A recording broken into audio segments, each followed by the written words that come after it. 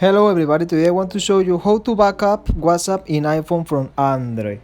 Okay, you can see when you open your app in your settings, now in chats, now scroll, can you see move chats to Android or transfer chats to iPhone, okay?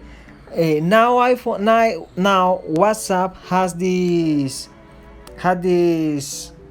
function. I don't know what is the word. Have the option if you want make a backup if you that your iPhone to Android or Android to iPhone. Okay, it's very simple, it's very quickly, and is officially. Okay, that is the important. Okay, if you want change your mobile to Android, do use the first option. If you want change your mobile to iPhone, you use the second option. And this is all for the video. If you want to say me anything, can you write in the comments? Sorry for my bad English. Have a good day. See you later.